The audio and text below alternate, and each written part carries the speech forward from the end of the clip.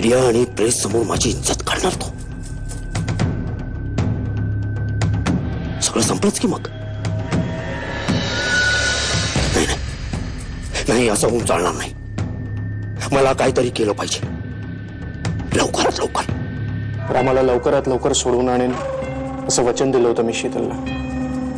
आज मी ते पूर्ण करू शकेन. जमलं तर रामाला सांगा, मला डोकं जरा शांत ठेव.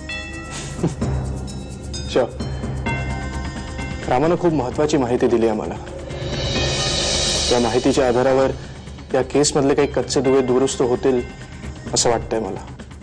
चांगलीच गोष्ट आहे. आपण जर चांगली तयारी करून केससाठी उभे राहिलो तर धर्माधिकारींना हरवणं सोपं जाईल. करेक्ट. आकाशला आणि मनूला भेटून येते. म्हणजे काय, बरेच दिवसात भेट नाही ना झाली त्यांची, म्हणून. हा, अच्छा. पण दादा तर इथेच आला होता ना, भेटलीस ना तू त्याला? पण मनूला पुढे भेटले मी, हो की नाही? आणि त्यांचं नवीन घरही बघितलेलं नाही मी अजून, तेही बघून येते. आणि त्यांची ख्याली खुशाली पण कळेल ना आपल्याला, म्हणून. हा, जर पण ना नको त्यावेळी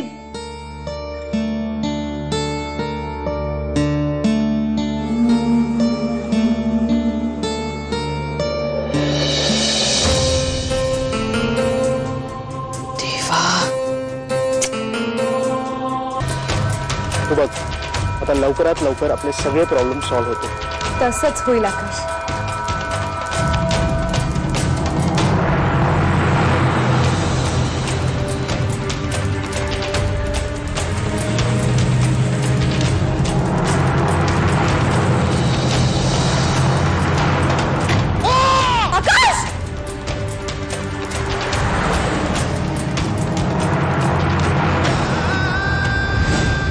त्यांच्या नातेवाईकांना बोलावून घ्या.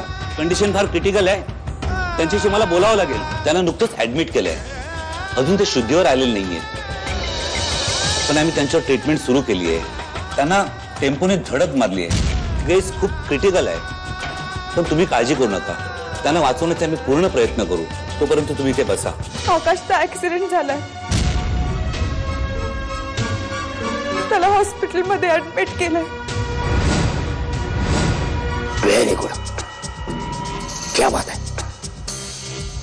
आता एक काम कर, लगेच हे बघ, काही दिवसांसाठी अंडरग्राऊंड जा, अदृश्य हो.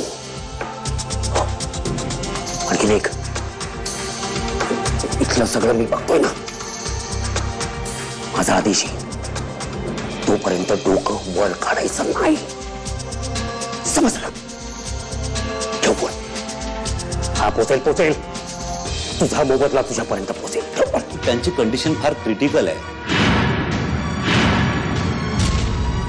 आमचे प्रयत्न चालू आहे. अजून त्यांना शुद्ध आलेली नाही.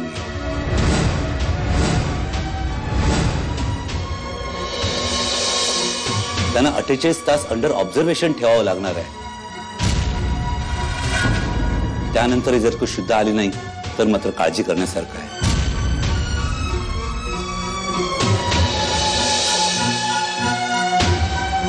माझ्या इच्छेविरुद्ध जर का बाहेर पडण्याचा प्रयत्न केलास ना तर पोटातला आतडं बाहेर काढेल तू. बबुकेचा प्रश्नच नाही, ऐका.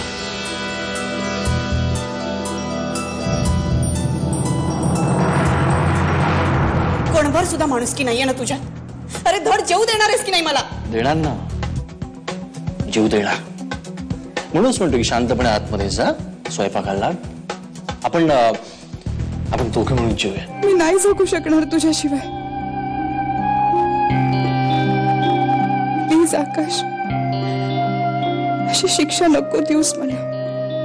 का परीक्षा बघतोयस माझी?